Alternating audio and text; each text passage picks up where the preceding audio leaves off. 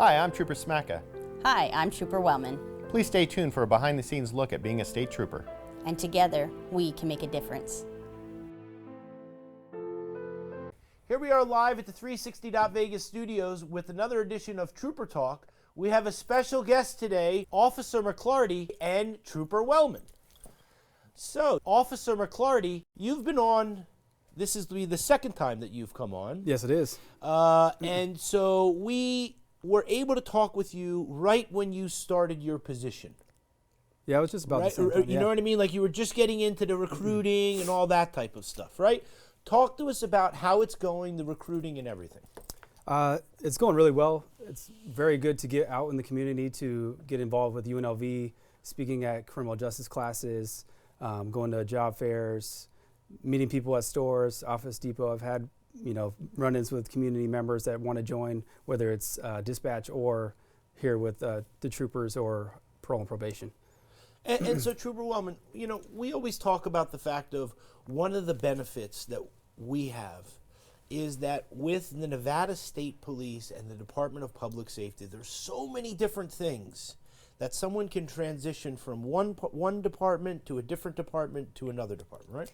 Yeah, having multiple divisions within our Department of Public Safety is what it gives everybody a chance to find what works best for them. Or if you need a change in your career and you want to see another side, you can transfer to a different division. And what's also great about the Nevada State Police is we're statewide.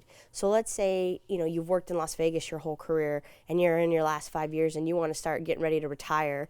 You could move up to Tahoe and transfer up to Tahoe and live by the river.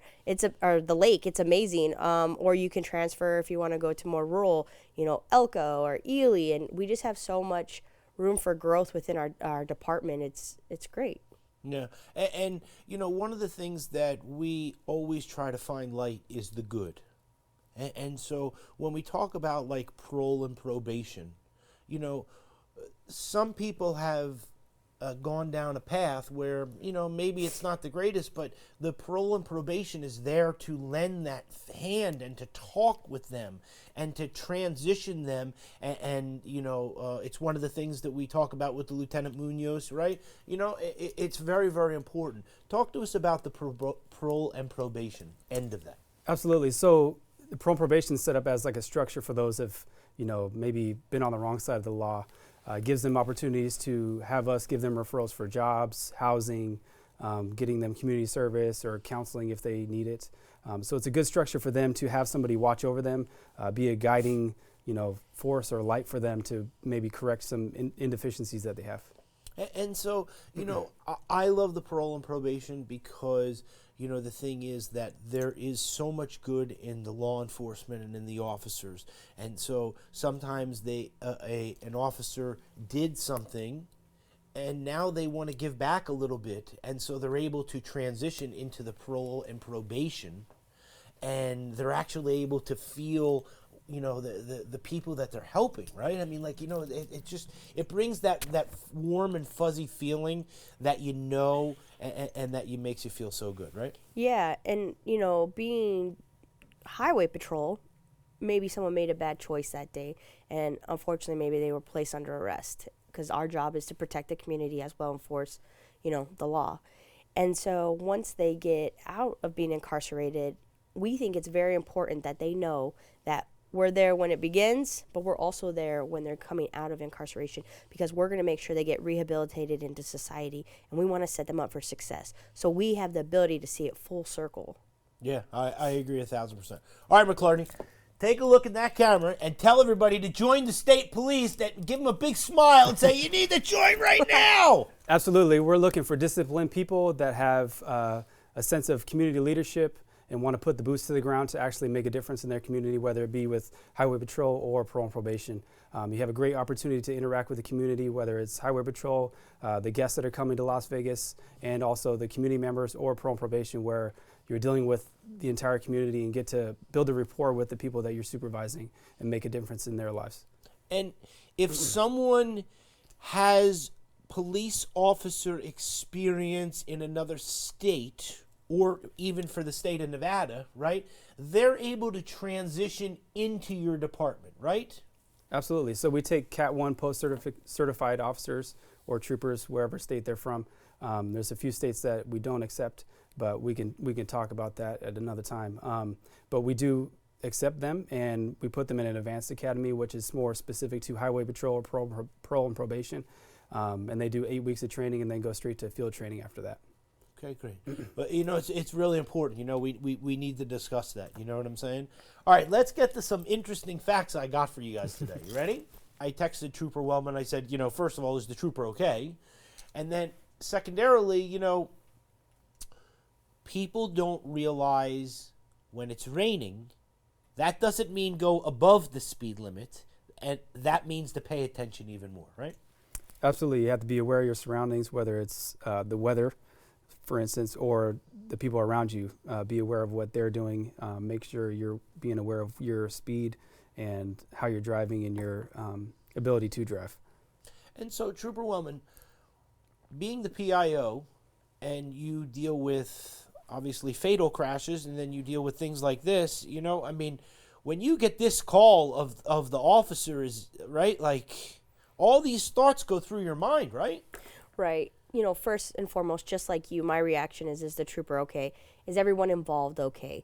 Most importantly, everyone was okay. This was a 4-vehicle crash, but everybody walked away from it, thankfully. But, you know, we just wanted to show the reality of if you do not decrease your speed, whether the posted speed limit is 65 or 35, you know, you need to decrease your speed and adjust it accordingly to the weather, because weather plays a huge factor in why we are seeing more and more crashes, especially right now, because this was up in our Reno area. So you're dealing with black ice, you're dealing with snow, you're dealing with wet, slippery roads if it does rain. And so all of that, if you don't have chains or appropriate tires, or you might just hit a slick patch, but you need to be take every precaution as possible. So decreasing your speed is going to increase your odds of not getting involved in a crash. And our trooper was on the side of the road working a crash that had already just happened and was struck by multiple vehicles. Luckily, he is okay. But because it was icy and snowy, the crash just intensified, and you can see by the damage on his vehicle, because we're dealing with multiple vehicles losing control. Yeah. So to maintain control, please just decrease your speed whenever it's raining or snowing.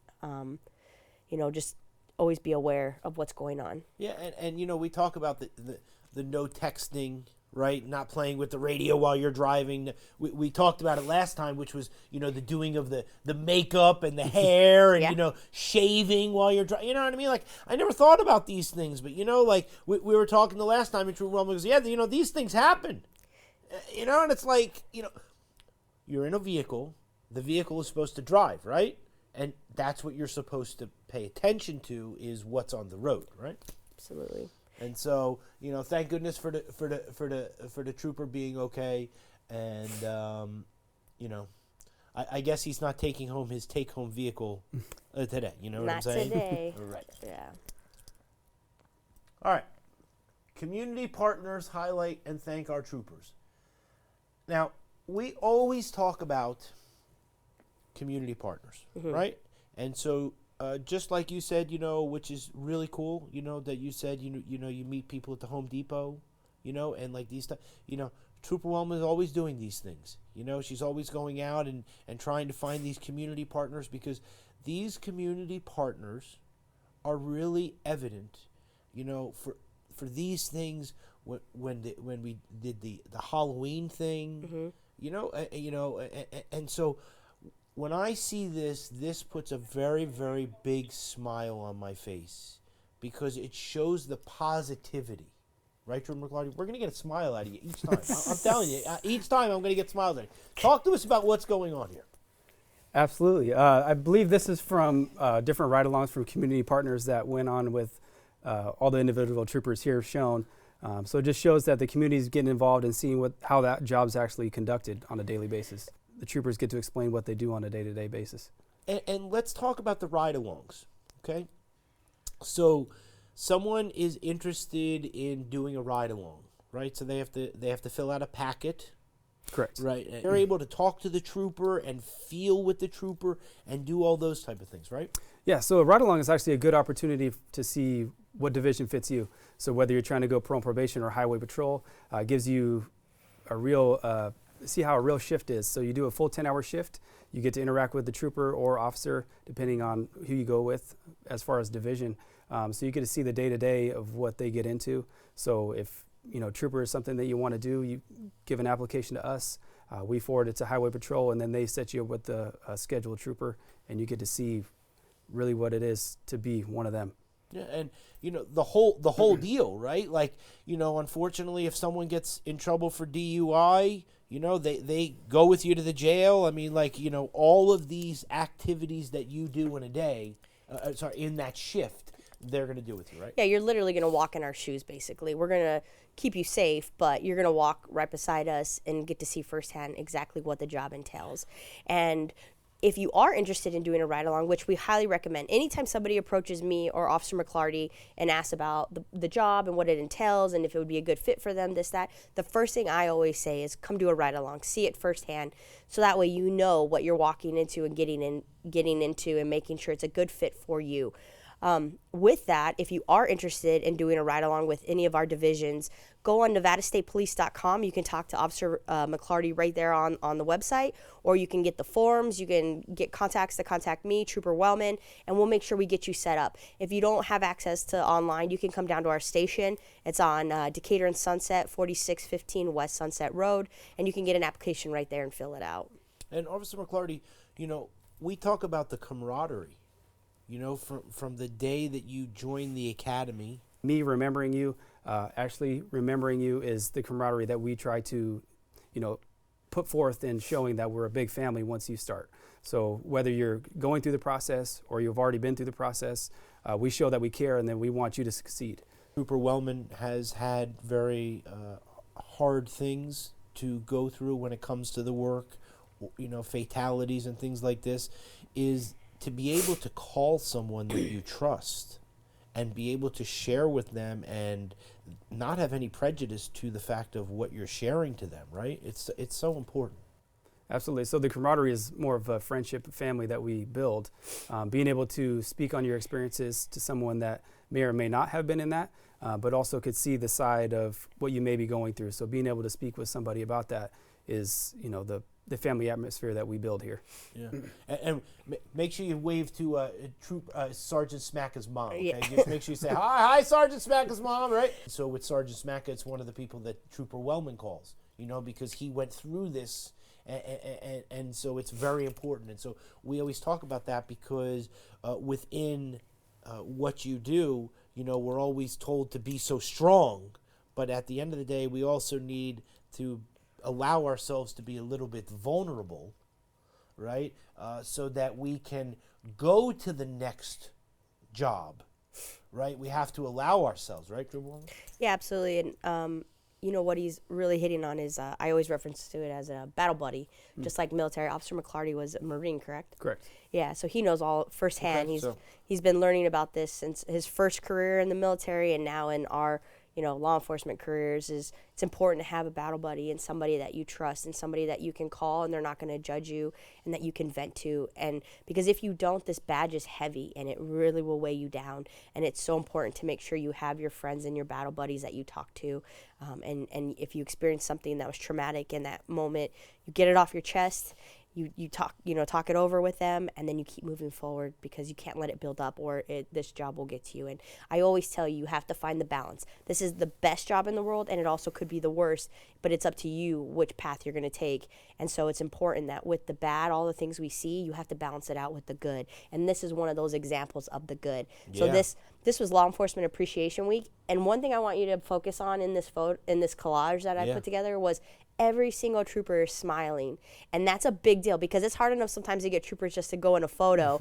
And every single trooper was smiling and willing to take a photo and shake the hands of these individuals. This was Sonatrol. It's a company here in town that does security, if you want to say, like private security.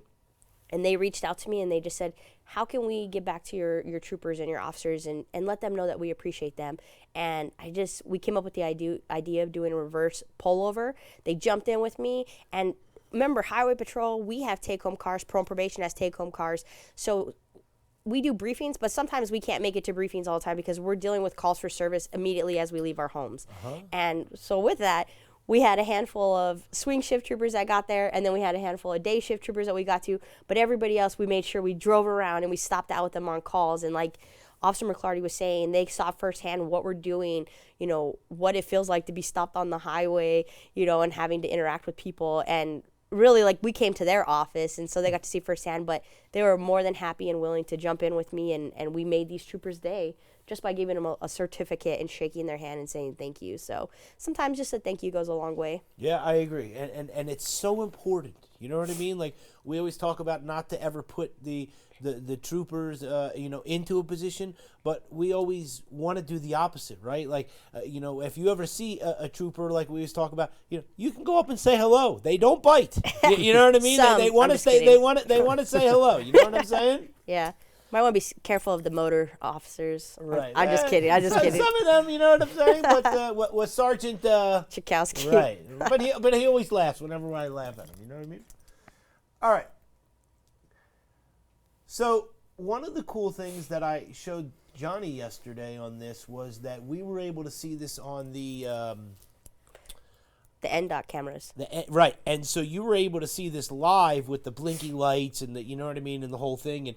And the interesting thing for me was that you were actually able to see, like, these cars down here merge, right? And while you're watching the camera, you find the one person who says, I'm not going to follow all these people, and I'm going to cut off everybody. Right? And so, like, you know, he tries to speed up, and then all of a sudden he sees 3 state troopers, and he's like, where am I going? Right? Like, he has to get to the right, and which just causes more frustration and slowness on the freeway, right? Yeah. We saw an increase of rain and snow and obviously weather happen statewide in the last couple weeks, and if people don't decrease their speed, unfortunately, this is going to be the result: is rollovers, crashes, traffic delays, backups. So that's why we just can't stress enough to pay full attention. To, you know, put down the phone, don't look at your radio, pay full attention, because if you see brake lights ahead of you, you want to be able to have enough reaction time to slow down and decrease your speed. Also, with that, if there is a crash, like you're saying, you need to practice safe driving as well. And don't think that you're just going to cut the line, because all you're going to do is cause road rage and stress people out even more. Trust me, everyone has somewhere to be, okay? Not just you. All right. And so we all want to get you moving in a timely manner and quickly. We don't want the travel lanes closed.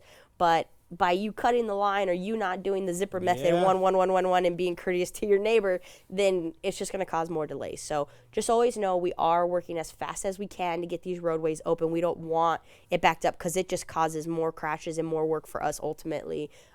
We're trying to get tow trucks through. We're trying to get ambulances up ahead. So please just do your part and move to the right. You know, we have the electronic display billboards that we actually post what lanes are open. You can plan ahead as you're coming up on the crash. You'll see, oh, the left lanes have red X's. Let me start moving over now and planning ahead, that because there's a crash on the left. And it just makes everything flow. Like, we have it there for that reason, to let you know what's going on and what possible dangers are up ahead. Mm-hmm. Yeah. And you know, I don't know what specifically happened, but, you know, when you see the big trucks when it's raining, that's not the time to cut them off. You know what I mean? Like, they need time to maneuver. Absolutely. And I will tell you that, you know, what I saw the other day, which made my heart, like, palpitate in a positive way, was that I saw a trooper on the side of the road pull somebody over, and I saw 2 cars pull over to the middle lane. It's working. Let the trooper do his business. They slowed down. You know what I'm saying? Move the over. Move over law, right, Officer McClarty? Absolutely. It's just, you know, we have to be respectful of the roads, because we all travel it. You know what I mean? And so it's very, very important. You know what I mean? All right, perfect time. Tell us how to join the state police. Right. Absolutely. So you can go to nevadastatepolice.com. You have 2 options to apply on there. If you're a lateral officer, you would apply for DPS Officer 2. If you're coming new, you don't need any formal training. We'll train you. DPS Officer 1 is where you want to go. And then also there's some civilian jobs on there as well, dispatcher, if you scroll all the way to the bottom. Direct contact, my number is 702-379-2623. I'm available 24/7, so if you'd like to get a job or if you'd like to contact me to see where your next career is, feel free to text or call me. Yeah, and that's we haven't had one of the dispatchers. We've tried. That's a great, it's a You great know what idea. I mean? We've tried to get those dispatchers. They're very tough too. You know what I mean? Just like the motorcycle people. Because they're always working. I know, very very difficult. I'll But, get us a dispatcher. That's a great idea. But to be the dispatcher, so you can be a civilian. Yeah, absolutely. Yeah. Right. So what I'm saying is that, maybe someone is in their 50s or younger. I mean, it doesn't have to be an older, but I'm just saying that, maybe they have a career or they're done with their career and they want to try something different. They can try this as a civilian. They don't have to be the law enforcement, right? Yeah, and same thing with what we were talking about earlier about doing a ride along and coming to see what it's all about. You can also do a sit along with our dispatchers and come sit with them, ask them any questions you have, and see firsthand what that job entails as well. And you need to be calm to do that. You know what I'm saying? I can only imagine. You know what I'm They saying? are our lifeline, and they are the calm in the storm. the so lifeline of you if guys, you right? feel that And we've those are actually- qualities you have, definitely. And Sorry. we've actually, I cut you off. Yeah. We've actually had people from parole probation that have had prior dispatch experience where they were a dispatcher first and then rolled over to be an officer. Same. So having that experience with a dispatcher prior to maybe your 21st birthday sets you up to another career. And you're already in the state field. You can get into either highway patrol or parole and probation easier that way. Yep, great point. Yeah, and I know we're trying to get doing more for the for the raises and stuff like that. But as a person of the state, you do get the pension and all that type of stuff. For later on in life and everything like that. You know. Yeah, yeah, your retirement is everything. Retirement, right? All right. State police investigating fatal rollover crash near Searchlight. So I saw this. I think there was 2 pictures, and I didn't know if No. if he pulled off to help. Yes. Does that mean, you know what I mean? When I saw that, because I was like, oh my goodness, like maybe this, somebody saw this, and it said that they crossed, right, so they were on the right side, and then they overcorrected, and then they ended up in the left-hand side lanes, right? Yeah, so unfortunately, this was one of our fatality crashes from this weekend. If you look to your right, or my right here, this is the center median. It's all dirt. So the northbound travel lanes are on the other side. So this vehicle, for unknown reasons, the preliminary details are, it failed to maintain its marked travel lane, went in the dirt shoulder, overcorrected, and overturned. Ultimately, the driver did succumb to his injuries sustained in the crash and was pronounced deceased on scene.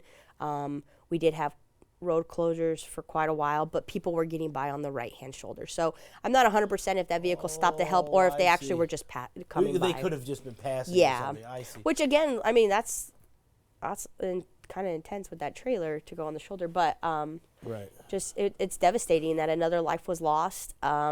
We do suspect impairment possibly played a factor.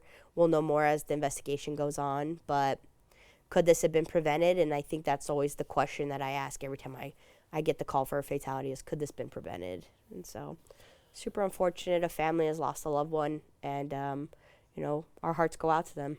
And so, Officer McClarty, we when we look at these pictures, we used to see the shoes. Okay, and so when we saw a shoe, it was someone's loss of life, right? Yeah, to represent somebody. Right, and so what I see here, with the loss of life, impaired driving. Not saying that this is, right, because this is under investigation, but just in a generalized term, right? Impaired driving.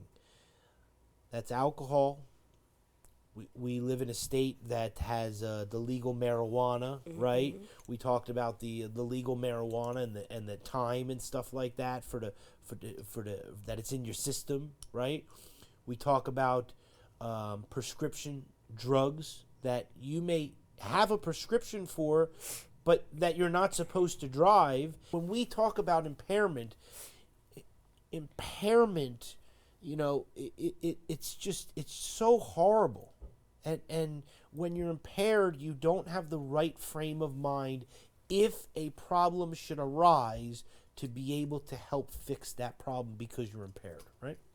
Yeah, whether you're taking a large amount of prescriptions or a large amount of alcohol or even small, anything that alters your state of mind to where your reaction time diminishes or just completely goes away, whether it's small or big, you're causing issues, whether you get caught or not, or you're becoming an accident.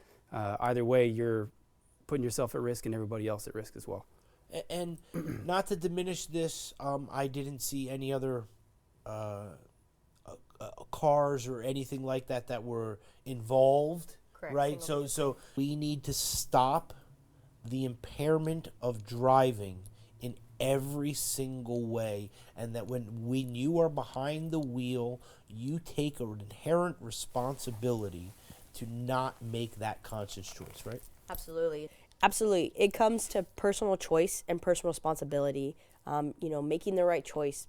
If you've been drinking or consumed marijuana or any type of narcotics, or even if you're tired, do not get behind the wheel of a motor vehicle, because it's not just your life that you're putting in jeopardy. It's everyone around you, and you can't turn back time. Once the act is done and once this crash occurs, I think that's the biggest reality is when we get on scene and you look at what happened. It's just like you can't turn back time, and it's devastating because a life was lost, and now all these family members and loved ones of this individual are affected and will never be the same because you're no longer here with them. So if you just make the right choice and plan ahead and don't get behind the wheel, it all can be prevented. And I mean, just to point out, this was just this weekend. We're not even through the month of January. And just our Southern Command alone, this was our 6th fatality and the 6th life that was lost. And we're only in the first month of January. When we talk about all these fatal accidents, and I don't know if any of them could have been prevented or not, but, the thing is that we need to put an end to this as much as humanly possible. We're always going to have the medical episode or something like this where maybe, somebody might lose their, you know what I mean? But we have to try as hard as we can. And so, this, even though it's that one person, the thing that bothers me more than anything is that, just like you said, this person is not coming home to dinner, right? And so this is, I don't know if it was a man or a woman, but I'm just saying that, it's a husband, it's a wife, it's a mother, it's like all these things. And so I know we're stuck on this, but I just, bothers me. All right. So here's what I wanted to tell you. I know this is the Mesquite, but we love Lieutenant Munoz. We love all the troopers. You know what I'm saying? But when it comes to Lieutenant Munoz, every time that he comes on and we talk and he says that, passion that is like oozing out of him on the camera. You know what I'm saying? And so, Officer McClarty, I say, if you believe, and not a lot of people do, but if you believe in your mind and in your heart, you can feel through the television, through what someone's looking at you. Okay? And so it's very, very important. And so the reason I wanted to bring this up is this stuff is killing our country. And when you go out on the traffic stop, you don't know if this type of stuff is in that car. And so when we talk about meth as an illegal drug, and it's something that we want to do and get off of our streets, it's part of the recruitment to recruit people that have that same passion, right? Yes, whether you've had interactions with people that have used drugs, or you just want to see people that maybe you haven't interacted with get better, being the purpose or the cause of making stops like this where you stop a half a pound of meth, or even larger if you're highway patrol and you're doing the interdiction team, or parole probation, you're just finding small amounts. You're taking that amount off the streets where somebody else can't interact with that drug, and hopefully you're deterring further instances where people are actually using it. Maybe they got in trouble and now they're just going to clean themselves up, and so I just it's so important that we want to do everything we can to get this type of stuff off of the streets. And I know that you work very closely with all of the agencies. And so, I wanted to just bring it up. It's a smaller agency, and it's very important that we want them to know that we love them too. And absolutely. You know what I mean? And another point too Yeah. is you may be doing the traffic stop and you get this drug off the street, but you also have another opportunity to interact with the individual that has broke the law, and maybe the words that you say to them is something that inspires them to change. And that's something that you do from the recruitment end. Yes. To try to, not to say to build someone up, but to make someone know that they are loved and that they are supported, right? Absolutely. And as a recruiter, I'm recruiting for us as a division or an agency, but also I'm giving life advice of stuff that I've gone through, trying to help them make a good decision, whether you're joining the military, you're going into law enforcement right out of the gate, or you're in college. So when I speak at the first year seminar classes, I tell them to do a ride along, whether it's with us or a career that they're looking to do. So most of the classes that I'm going to are criminal justice based, or they're getting into some type of law. So hopefully that's something they want to do, but sitting down with somebody actually doing the job, whether it's a ride along or what she said earlier, a sit down with that career, gives you a better idea of what you might be getting yourself into, and it might be a good fit or it might not be. So it gives you an opportunity to really find out a passion of what you want to do in life. And we love the Nevada Donor Network. We love all the organizations that you do stuff with, and so it's really an opportunity as well to mend and do things with a lot of wonderful people and a lot of wonderful organizations that have that true same passion as well, right? Yeah, and to touch on a little bit of what Officer McClarty's saying, just to go a little further with it, every interaction we have with individuals, whether they're prior incarcerated and you're dealing with parole and probation, trying to rehabilitate them back into society, or if it's a traffic stop and you're just meeting these individuals for the very first time, it doesn't matter. We're constantly coming in contact with people, right? People, members of our communities that we protect and serve, members that we can run into them at the grocery store. I mean, when we're in uniform and out, and not in uniform. But ultimately, when you sign up for this career, it's to help people and to make a difference in your community. And part of that is I don't know about you, but when I signed up for this job, I wanted to help people. I didn't know that meant that I was going to be like part lawyer. I was going to be a writer because all you do is paperwork. I mean, I should have paid more attention in school. I'm going to be a counselor for others. I mean, it goes on and on and on. All your job characteristics, or like all these qualifications you now have just by wearing the badge. But with that, we wear it with pride, and it makes me happy to know if I come in contact with someone on the side of the road or an interaction that I am going to give them my full attention, and maybe my words that day will have an impact on them, and you never know. And that's what's important is, you do every interaction. Don't get complacent and don't treat it just as like the next one on to the next, because these are human beings, and we put time and invest in each person we come in contact with, because we don't want to see them get hooked on drugs. We don't want them to see them to constantly get arrested again and again and again. We want to help people ultimately, and that's why we wear the badge, because we want to go above and beyond. So taking a few minutes during that interaction to talk to someone and say, why'd you do this? Or are you having a bad day?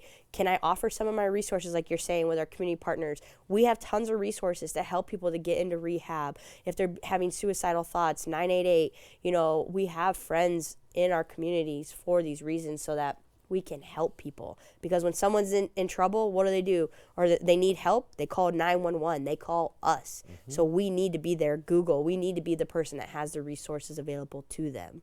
And that's why Officer McClarty, we always talk about the badge, and what it actually represents. That it's not there as a symbol of fear, right? It's please come, approach me. You know what I'm saying? I mean, it shows what it is that you do, but it's for someone to be able to make you approachable, right?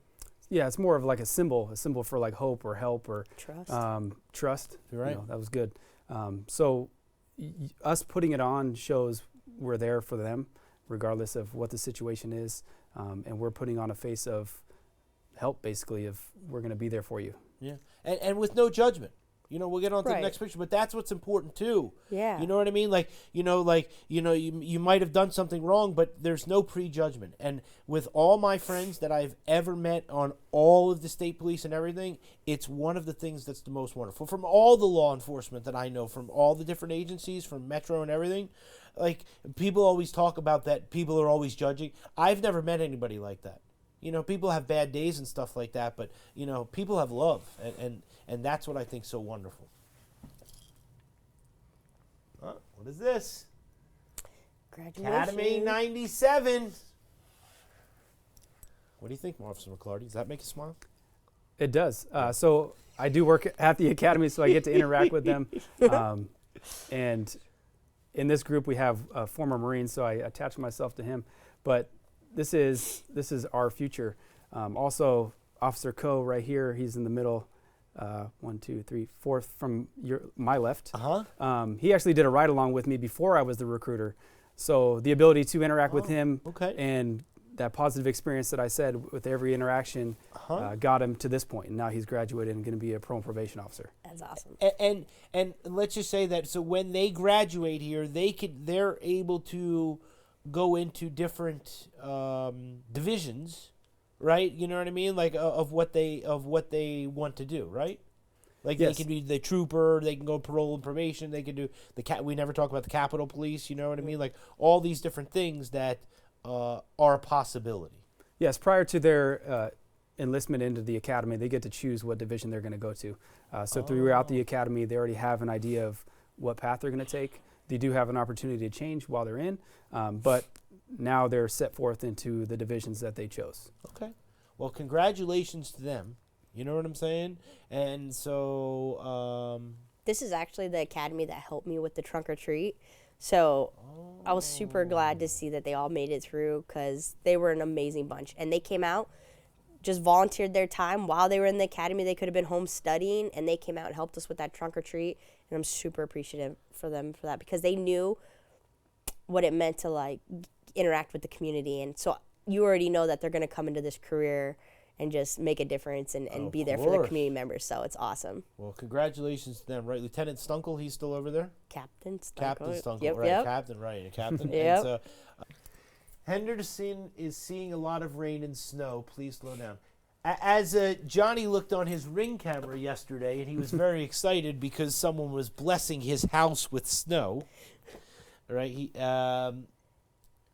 We don't get snow in Las Vegas. So when we talk about rain, people are crazy. Yeah. When we talk about snow, people have no idea what's going on, right? White things are coming, hail's coming down, you know what I mean? And so at the end of the day, we need to pay attention to these street signs.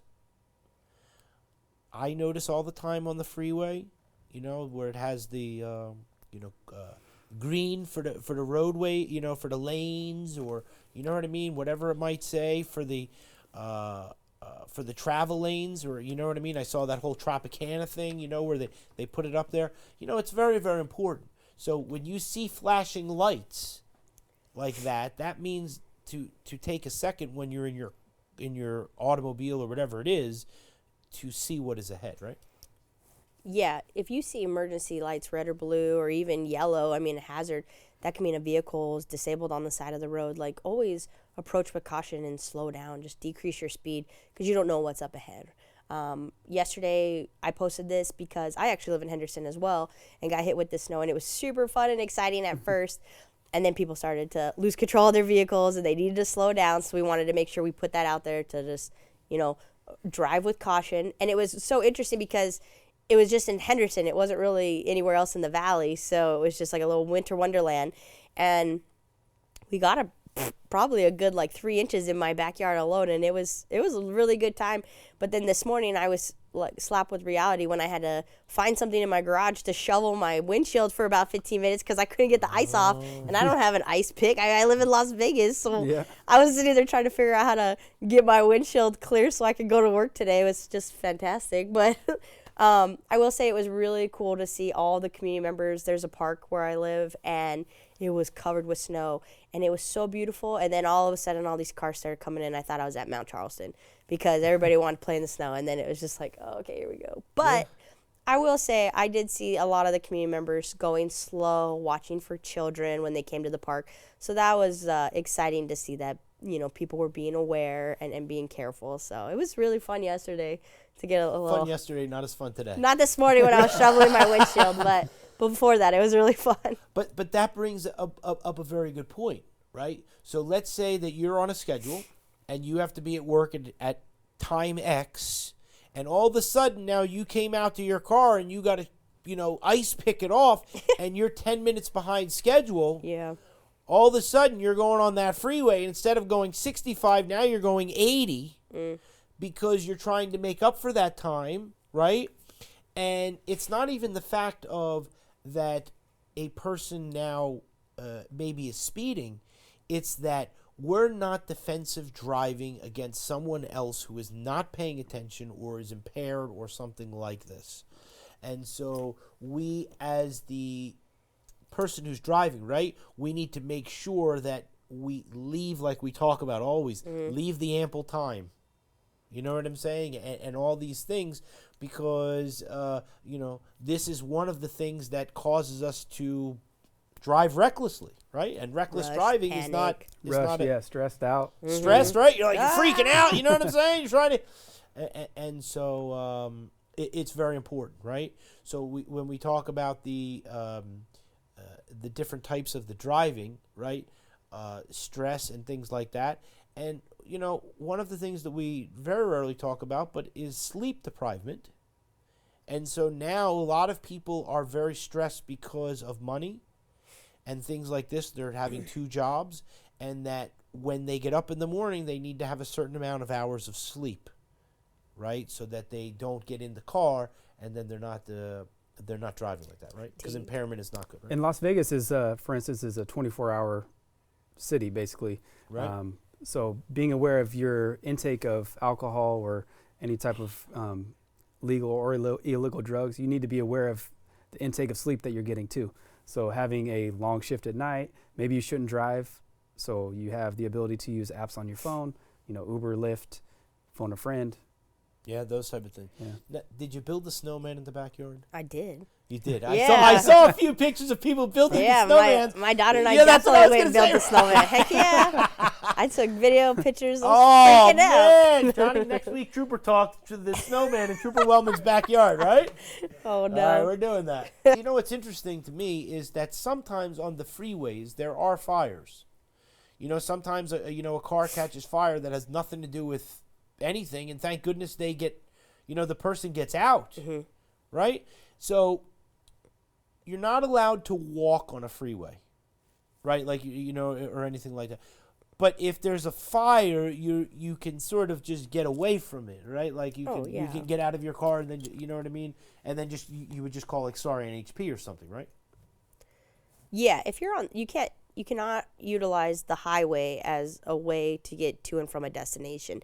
You have to use surface streets. And surface streets, let me take it one step further. If there's a provided sidewalk, you need to use the designated sidewalk as well, because you can't be walking in a roadway. Oh, okay. With this situation, this was interesting, and one of the reasons I posted it was because it's an electric car. So it wasn't an actual flame fire. It was the battery, and it was smoking, and the individual driving could smell like a burning smell. So he pulled over to the shoulder, exactly what he's supposed to do, activated his hazard lights, and exited his vehicle, like you're saying, and walked to a distance of safety, called 911, and let him know, like, my car is smoking and I smell something burning. When Clark County Fire arrived on scene, water doesn't put this battery out. It's still hot, and it's still, if you want to say, ignited. Oh. So it was a whole thing, and everybody was trying to get educated and calling the Ford dealership to how do we get this battery to not, smoke and be hot. And so I don't know the actual outcome of what happened, but I know they got it out. But they had 4 fire trucks at one point on there. Everybody just trying to figure out what to do with this. So I guarantee you an emergency action plan was put in place that day. Now moving forward on these electrical vehicles, but it's just something to think about. We are starting to switch over, from gas to electric, and if you do smell something, like don't hesitate, like pull over and make sure everything's okay in the car. Yeah, But I never even thought of that. Me right? either. Like the firefighter, but who knows how to get underneath him, right? Right. it was an interesting situation. So here's my question now. In this situation, just sort of being after the situation, is the person supposed to pull to the right or to the left? To the right, not to the left. Obviously, there's certain times that you don't have a choice and you have to pull to the left. Maybe it was like engulfed in flames or anything like that. Then obviously just get to a safe location and get out of your vehicle. But for this situation, if you have the time, please pull to the right shoulder. And let's talk about that. Let's take it. Let's go one step further. If you are in your vehicle and you should get pulled over for whatever the reason, right? I saw this the other day on one of those programs that I watch where they have the law enforcement live on the TV, okay? And so the officer got really mad again, okay, because he went to pull the person over and the slow rolling, right? He's slow rolling away, nobody, not turning on the hazards, so nobody knows what's going on, right? And then finally, like 2 miles up the road, he pulls over, and the guy and the officer comes out and says, "What are you doing?" And he says, "Well, I was looking for a safe place to park." Generally speaking, when it is that you get pulled over, the troopers know the road and know generally where is a safe spot to get pulled over, right? I would say so. You have plenty of space here. It's right next to an exit, so it's a little bit more slow traffic. But you pull over where you think it's safe, right? Because it's going to be your decision of where you pull over. You're not going to pull over where there's no shoulder. Right. And in this case, this person did that. Right, 100%. Right on Jones Boulevard, too. All right, what about this? All right, zero fatalities. We love zero fatalities. Yeah. At the Coco with the Popo, they were Yeah. there, right? Putting all those things. They put one of those things on my car, I told you, right? The stickers. One of those stickers, right? Kid put a sticker on my car too. I Right, still you know what I'm can't get saying? it off. With all the and all their little Fingerprints. fingerprints with their ice cream. We love the kids. We do it for the kids. We do it for the kids, right? 62% of all traffic fatalities are passengers. 13% of those who died in alcohol-related fatalities were passengers. Dang. Officer McLarty, alcohol, which we never talk about, now affects the passenger. Right? Yeah. So when the person and on one of those programs they had a person who was alcohol drinking, and then the passenger was alcohol drinking, and they had 3 kids in the back seat. Ultimately, the driver is the responsible, or should be the responsible person for everybody in the car, including themselves, right? 100%, right? 53% of children killed in alcohol-related crashes were passengers. Now, I don't have kids. My wife and I are married 22 years. We always talk about your daughter. Johnny has kids. You know what I mean? Like, I think of them like my own. You know what I mean? Like, I could not even possibly fathom the fact of dealing with a death and then dealing with a child. I mean, like, have to go to your spouse or, you know what I mean? Like, I killed our child today. Why? Because I decided to drink a bottle of Jack Daniels. I don't know. So when we talk about this type of stuff, it's real things. And that's why we need more troopers. Tell us. Absolutely. NevadaStatePolice.com. We need you to prevent this. That's what I want to hear, right, Trooper Woman? Absolutely. You know what I mean? This is That was it. That's what we need. All right, 122 people rode with Lyft this holiday season. Why wasn't it 1,200? Thank you, Nevada, for doing part towards zero fatalities. So we always put this up there.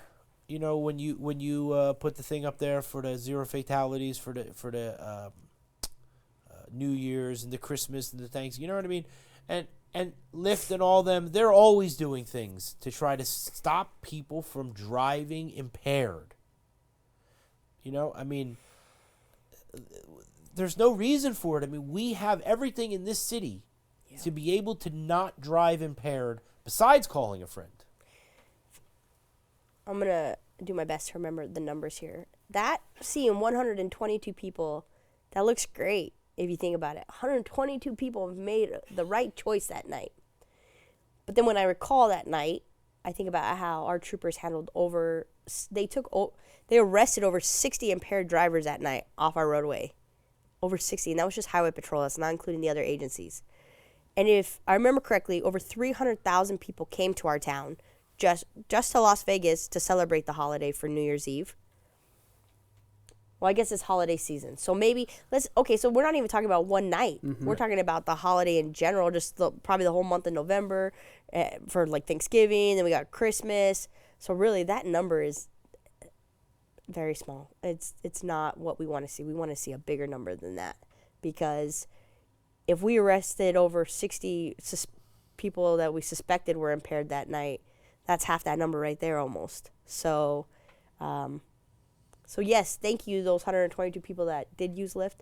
We got to do better. And I'm not saying that people didn't walk or stay at their hotels or things like that, but when you think if 300,000 people came to town just for one night for New Year's Eve and only 122 people use Lyft, I don't know. Could have been better. And Officer McClarty, I saw Trooper Wellman right after the New Year's, and Trooper Wellman never is stressed when she comes in here, and she was really stressed because of all the different things that had to happen on the roadways, and all the troopers were just overwhelmed. It rained that night. You know what I mean? And so, it's very, very important, number one, that the person doesn't put themselves into that position, right? They don't make the wrong choice. And if they're going to drink or they're going to do anything, stay home. If it's raining and they don't need to be on the roadways, there's no reason to be on the roadways. Yes. You know what I mean? And all these type of activities. But if you have to be on the roadways and it is raining, you have to be sensible. But I remember this because Trooper Wellman came in and she was just like, all the troopers were just like, they were just overwhelmed. And so that's why it's so important, of the talking of the recruitment and things like that. And so we're so proud of that class, because we need more troopers there patrolling the roadways so that we can keep everybody safe. And she said 300,000 guests, right? Tourists, yeah. To add to that is the amount of people that actually live here on top of that too. So having more people on the roads where we're preventing and actively enforcing our laws and regulations is what we need, specifically now that we're becoming a sports town and just the entertainment, capital of maybe the U.S. And it's very interesting because every time somebody comes on, we find something new, right? We never talk about that. Okay, not for any reason, but that's a very, very big thing that we should talk about. Let's talk about Sunday afternoon. Well, I mean, they're done for the season now, right? But I'm just saying, Sunday afternoon after a football game, how many people are drinking that were at that football game and that are going to get in a car and drive? Right? Or the baseball game or whatever. So that's a very good point. And so we have the Las Vegas Aces. We show the pictures all the time because Trooper Wellman and everything like that, of everything they do, very big supporters and everything like that. But that's a very good thing. And that's something that we're gonna try to work on. You know what I'm saying? Like, to try to get somebody to come on from the sports teams and stuff like this to just say, we don't want to do the drinking after the events, and we're gonna try to help. Right. Because that is a very, very big point that I never took into account. 70,000 people. How many people? What do you need? 500 people to be drinking? Right? You know what I'm saying? And so that's a very good point. I just want to point out one more thing, just because it's a big deal that our partners, our other division at Parole Probation, because that's where Officer McClarty's from, they play a big role in our holidays as well. They actually will work our ramps and work traffic control and work down on the strip side by side with Metro and other agencies to get us to be able to patrol the highways and take us off that specific responsibility. So we work together hand in hand. as well as EDC. They help us do traffic control, NASCAR, all the major events. Our partners at Parole and Probation are right there next to us. Yeah, and so that's why, it just shows, again, the whole interagency. You know what I mean? Right. One person needs a little bit of help, and they can lean on another part of the agency to help us, right? Yeah, absolutely. Officer McClure, do you know what that means? You did it. That means you're Fine. done. I figured. You said Right? it. What do you think of that, huh? All right. So, first of all, we appreciate you, taking the time to come in and spend time with us. You Yeah, know what thanks I'm for having saying? me. It's very, very important, and